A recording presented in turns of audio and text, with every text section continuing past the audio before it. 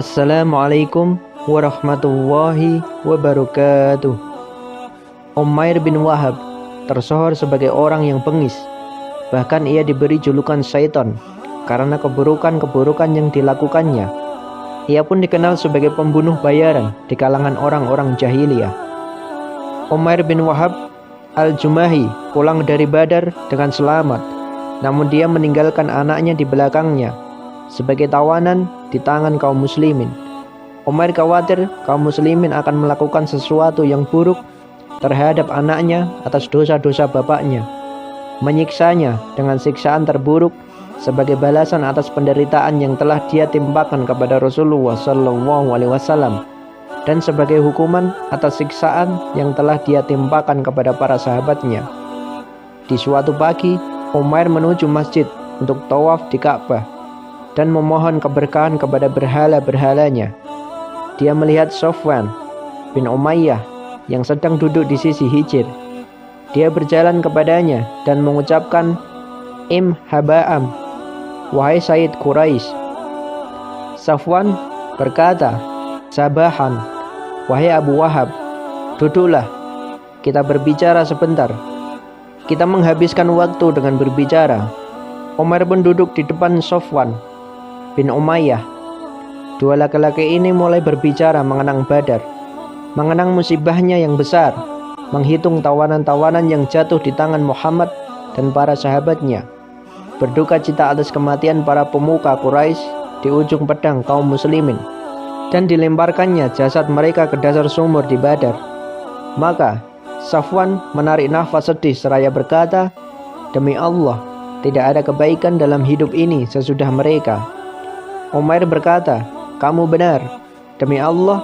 Kemudian Umar diam sesaat, lalu dia melanjutkan, "Demi Rabb Ka'bah, kalau aku tidak memikul utang, yang saat ini aku tidak memiliki sesuatu yang bisa aku gunakan untuk melunasinya, dan keluarga di mana aku khawatir mereka akan terlunta-lunta sesudahku. Niscaya aku akan pergi kepada Muhammad dan membunuhnya. Aku akan menghabisi perkara dan mengakhiri keburukannya."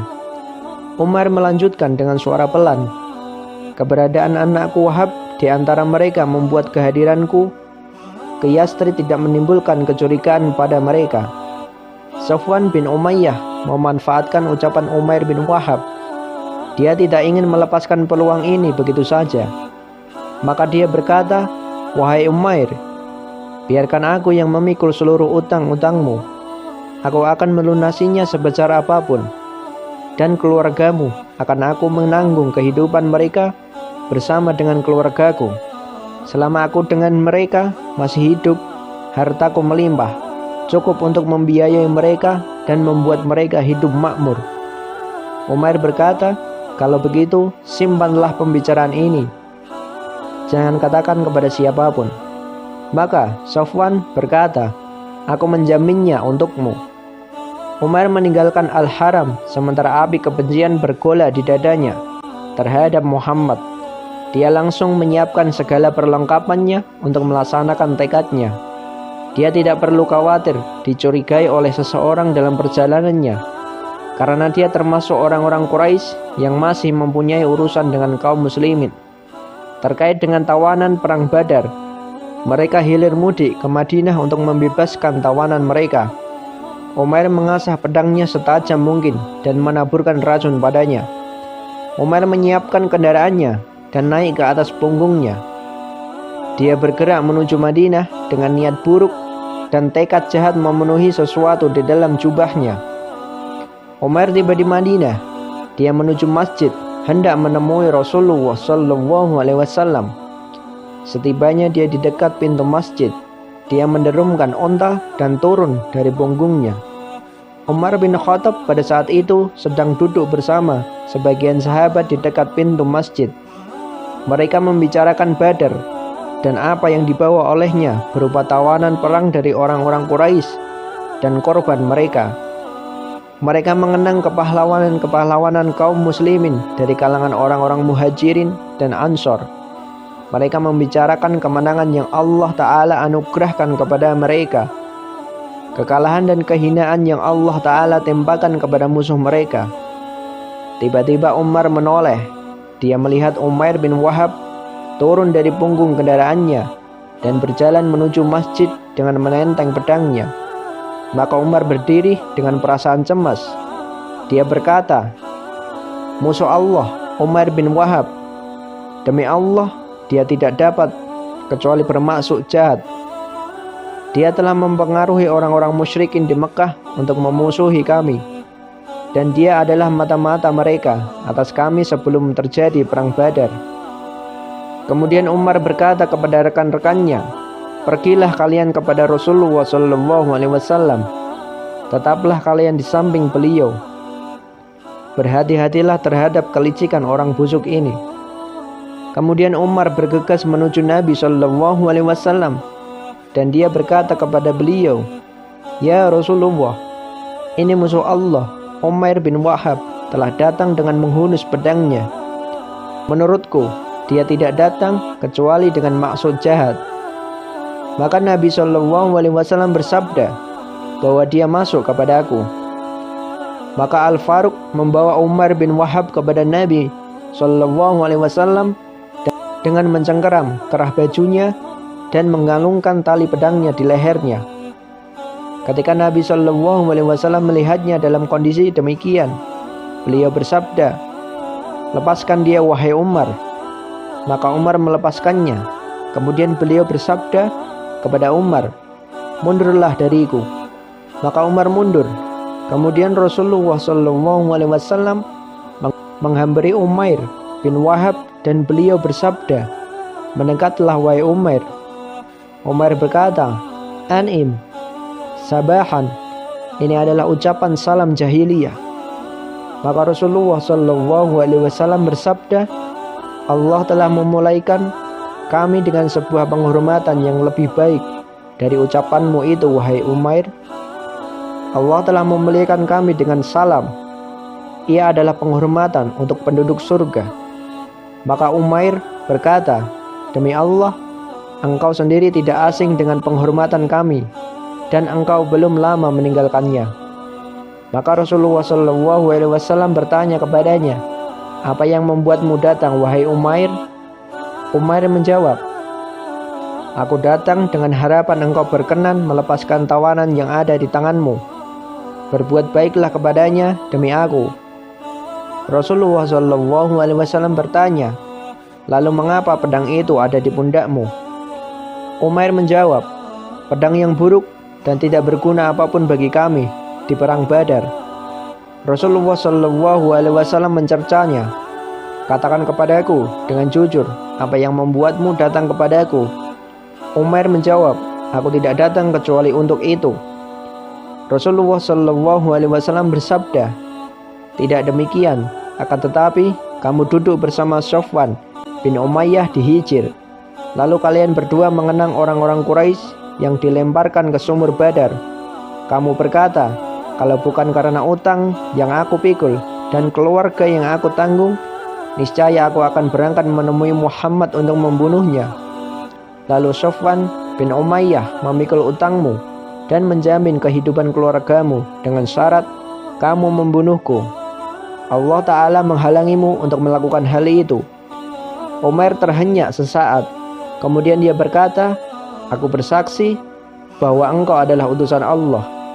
Kemudian dia buru-buru menambahkan, "Ya Rasulullah, dulu kami mendustakanmu dengan tidak mempercayai berita langit yang engkau bawa dan wahyu yang turun kepadamu. Akan tetapi, ceritaku dengan Sofwan bin Umayyah hanya diketahui oleh kami berdua.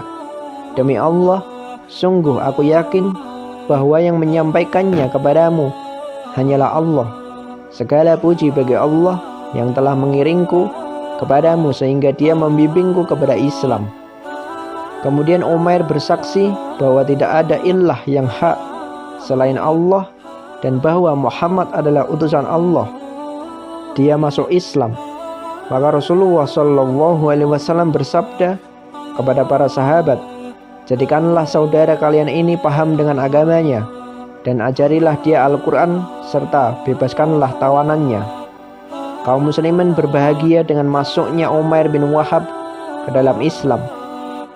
Sampai-sampai Umar bin Al-Khattab berkata, seekor babi lebih aku cintai daripada Umair bin Wahab ketika dia datang kepada Nabi SAW. Namun sekarang dia lebih aku cintai daripada sebagian anakku sendiri. Umair terus menyucikan dirinya dengan ajaran-ajaran Islam, mengisinya hatinya dengan cahaya Al-Quran, menghidupkan hari-hari kehidupannya yang paling mengagumkan dan paling syarat kebaikan. Hal ini membuatnya melupakan Mekah dan siapa yang tinggal di sana. Safwan bin Umayyah menggantungkan harapan kepada Umair. Dia melewati sekumpulan orang-orang Quraisy sambil berkata, "Bergembiralah kalian, sebuah berita besar akan datang kepada kalian dalam waktu dekat. Berita yang membuat kalian melupakan kekalahan di Badar." Safwan bin Umayyah menunggu dan menunggu. Penantiannya berjalan lama. Akhirnya kecemasan mulai menggelayuti benaknya sedikit demi sedikit, sampai dia seperti berguling-guling di atas bara api yang paling panas.